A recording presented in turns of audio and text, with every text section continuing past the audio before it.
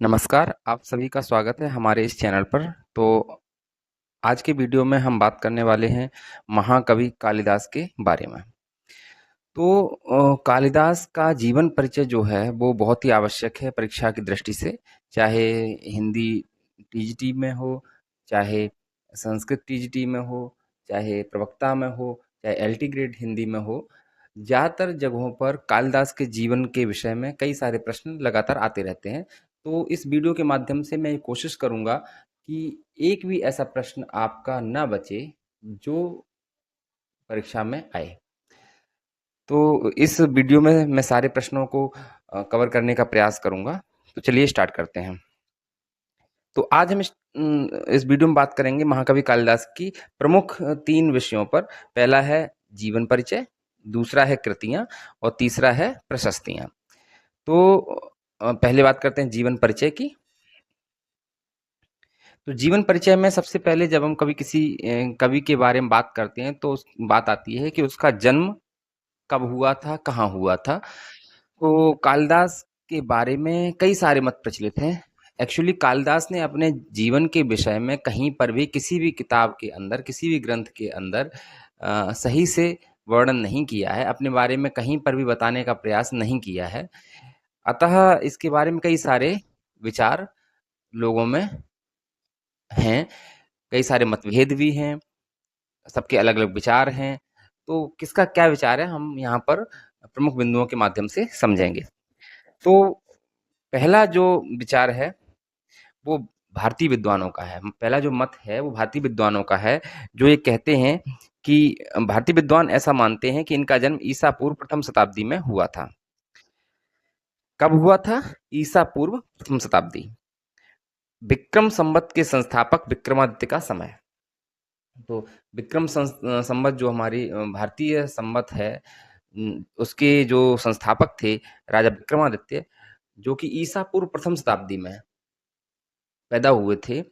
उनके जन्म समय या उनके शासन काल के समय ही कालिदास नाम के एक कवि पैदा हुए, ऐसा ज़्यादातर भारतीय विद्वान मानते हैं। और ज़्यादातर पाश्चात्य विद्वान भी ऐसा मानते हैं, लेकिन कुछ पाश्चात्य विद्वान इस बात का खंडन करते हैं। पाश्चात्य विद्वान मैकडॉनल्ड, प्रोफेसर मैक्स मूलर एवं फर्गुसन आदि ने इनका समय छठी शताब्दी माना है। किसने किसने माना है? मैकडॉनल्ड, प्रोफेसर मैक्स मूलर एवं फर्गुसन। तीसरा बिंदु है प्रोफेसर कीथ आदि अन्य इतिहासकार कालिदास को गुप्त शासक चंद्रगुप्त विक्रमादित्य और उनके उत्तराधिकारी कुमारगुप्त से जोड़ते हैं, जिनका शासनकाल चौथी शताब्दी में था। छठी सदी में बाणभट्ट ने अपनी रचना हर्षचरितम में कालिदास का उल्लेख किया है। तो ऐसा माना जाता है कि इस ग्रंथ के पहले से कालिदास थे। बाणभट्ट ने हर्षचरितम में कालिदास का उल्लेख किया और इसी काल के पुलकेशन द्वितीय के एहोल अभिलेख में कालिदास का जिक्र है। तो कुल मिला के हम ये मान सकते हैं कि छठी शताब्दी के बाद में इनका जन्म नहीं हुआ है, उससे पहले ही पहले हुआ था।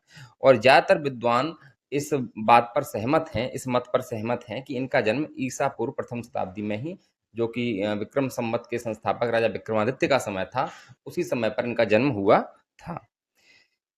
वैसे तो कालिदास ने अपने ग्रंथों में अपने जीवन के विषय में कोई बात नहीं बताई है, किसी भी तरह का कोई उन्होंने वर्णन नहीं किया है, लेकिन एक ग्रंथ जो मालविकाग्निमित्रम है, उसमें उसमें कुछ जगहों पर हम इनके काल निर्धारण के विषय में कुछ जानकारी प्राप्त होती है। तो कुल मिलाकर हम ये कह सकते हैं कि इनका जन्म जो है ईसा पूर्व प्रथम शताब्दी में हुआ था। तो अगला जो बिंदु है वो है कि कालिदास का जन्म स्थान। जैसे कि इनके जन्म के समय में लोगों के अलग-अलग मत हैं, उसी तरह से इनके जन्म स्थान के बारे में भी कोई एक निश्चित मत नहीं है। सभी विद्वान कुछ न कुछ अपने-अपने मतों के हिसाब से इनके बारे में बताने का प्रयास करते हैं। पहला जो मत है, वो ये कहता है कि उत्तराखंड के रुद्रप्रयाग जिले के कविल्ठा गाँव में इनका जन्म हुआ था। कुछ विद्वान ये मानते हैं कि कबिल्ठा गांव में यहीं पर इनकी प्रारंभिक शिक्षा भी हुई थी। सरकार द्वारा यहीं पर कालिदास की प्रतिमा स्थापित करके प्रतिवर्ष त्रिदिवसीय गोष्ठी का आयोजन किया जाता है। कहाँ पर? उत्तराखंड के रुद्रप्रयाग जिले के कविल्ठा नामक गांव में। दूसरा मत ये कहता है कि कुछ साक्ष्य बिहार के मधुबनी जिला के उच्चैठ में भी मिलते हैं। कौन सी जगह है? उच्चैठ। कहा जाता है कि विद्योत्तमा, जो कि इनकी पत्नी थी, विद्योत्तमा से शास्त्रार्थ में पराजय के बाद कालिदास यहीं पर रुके और कालिदास को यहीं उच्चैठ में ही भगवती काली से ज्ञान का वरदान मिला और वह महाज्ञानी बने। अगला जो मत है वो ये कहता है कि कुछ विद्वान इन्हें कश्मीर, बंगाल या उड़ीसा का भी मानते हैं, परंतु इसके बारे में कोई ठोस प्रमाण नहीं मिलता है। कुछ लोग इन्हें मालवा में स्थित दशपुर, मंदसौर का निवासी भी बताते हैं। ऐसा मानते हैं कि इन्होंने दशपुर या मंदसौर जो भी कह लें, यहीं पर ही कई ग्रंथों की रचनाएं की। अगला जो मत है वो ये कहता है, उसके हिसाब से हम देखें तो मेघदूत नामक खंड काव्य में कालिदास ने उज्जैनी की शोभा का अनुपम वर्णन किया है। अतः उज्जैनी के प्रति इनके एक तरफा पक्षपातीय प्रेम को देखते हुए ज्यादातर विद्वान इन्हें उज्जैनी का निवासी भी बताते हैं। तो ये अलग अलग इनके मत हो गए। कुछ लोग इन्हें कश्मीर का बताते हैं, कुछ लोग उज्जैनी का बताते हैं, कुछ लोग रुद्रप्रयाग उत्तराखंड का बताते हैं। ये अलग अलग मत हैं। कुछ परंतु ज्यादातर विद्वान इनको उज्जैन का निवासी ही बताते हैं। अब इनके जो स्मरणीय, इनके बारे में जो स्मरणीय प्रमुख बिंदु है उनके बारे में भी बात कर लेते हैं। तो पत्नी का नाम क्या था? विद्योत्तमा। ससुर जो थे इनके, जो पत्नी के पिता थे, ससुर थे, उनका नाम था शारदानंद। शारदानंद की पत्नी, शारदानंद की पुत्री जो थी विद्योत्तमा, उनसे इनका विवाह हुआ था। इनके मित्र का नाम लंका के राजा कुमारदास थे। जाति से ये ब्राह्मण जाति के थे। आश्रयदाता कौन था? चंद्रगुप्त विक्रमादित्य, जो कि उज्जैनी के राजा थे। उनके यहाँ पर ये नवरत्नों में से एक थे। उपासक किसके थे? शिव के थे। प्रिय छंद अनुष्टुप या उपजाति, प्रिय अलंकार उपमा अलंकार, प्रिय रस श्रृंगार रस, गुण प्रसाद गुण, रीति वैदर्भी। मृत्यु कहाँ हुई थी? लंका में हुई थी, एक वेश्या के द्वारा की गई थी और धन के लालच में। उपनाम, इनके कई सारे उपनाम हैं। कविता कामिनी विलास भी कहते हैं, कवि कुलगुरु भी कहते हैं, उपमा सम्राट भी कहते हैं। प्रथम रचना कौन सी थी? ऋतु संहार। ऋतु संहार जो है इनकी प्रथम रचना मानी जाती है। लघुत्रयी के अंदर कौन कौन से इनके ग्रंथ आते हैं? मेघदूत, कुमार संभव और रघुवंश। त्रोटक रचना है विक्रमोर्वशीयम। सबसे श्रेष्ठ कृति है मेघदूत।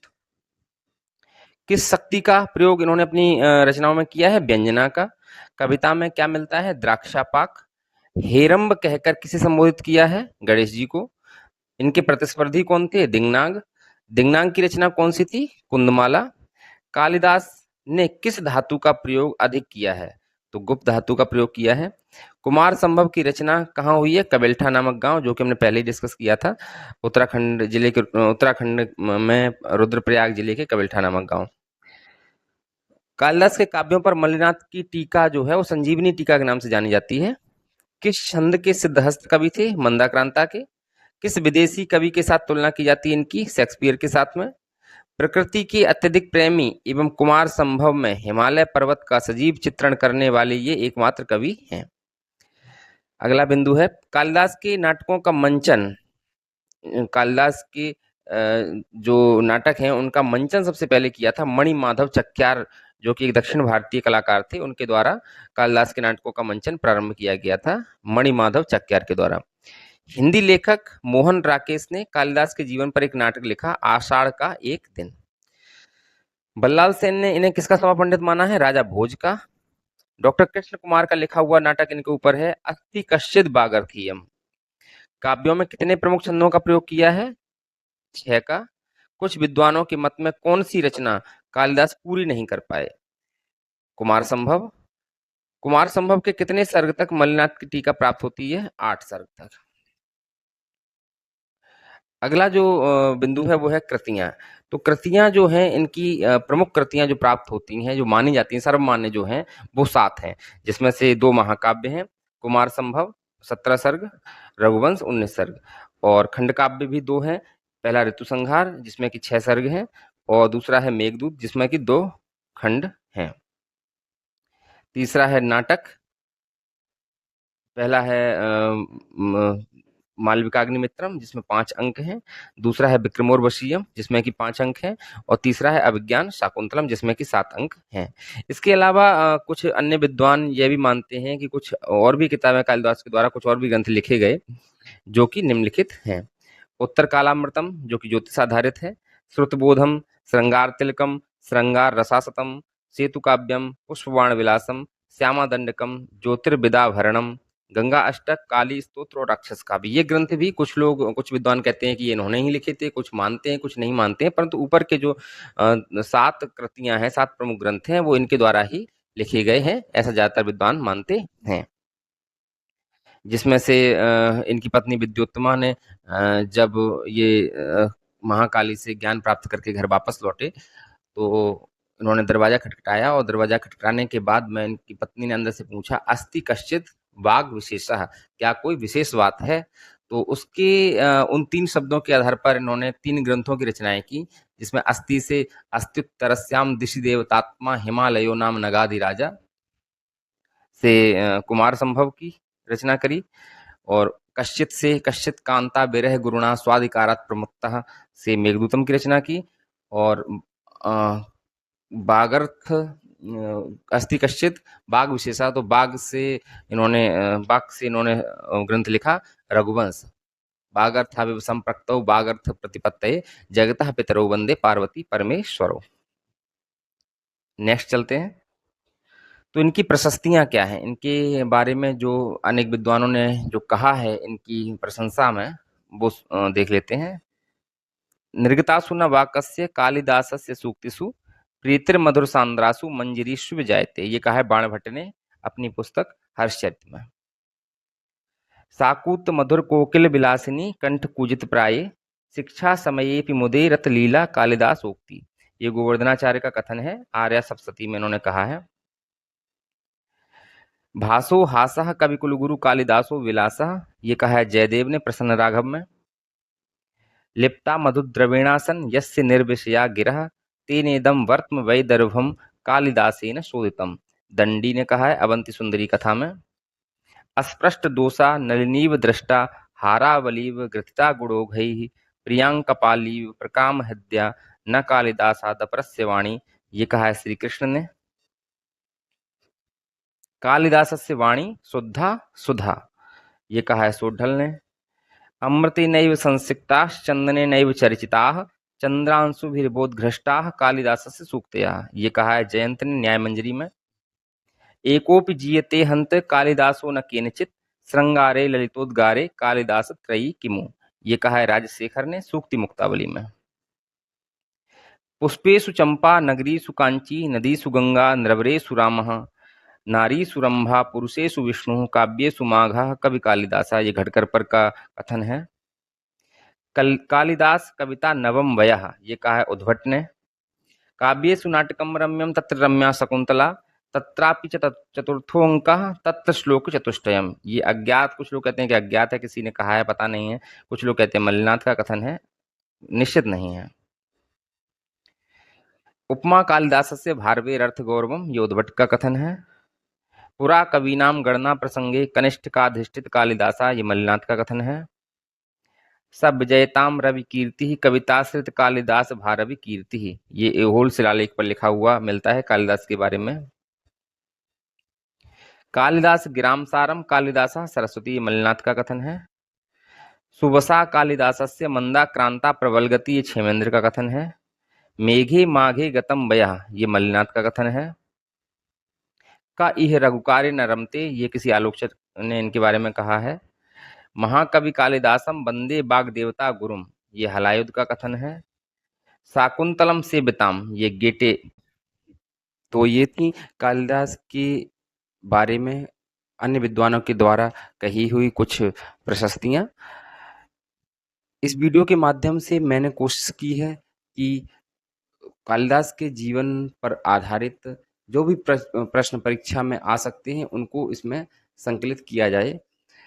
यदि आपको वीडियो अच्छा लगा हो तो कृपया वीडियो को लाइक, शेयर और सब्सक्राइब करना ना भूलें। धन्यवाद।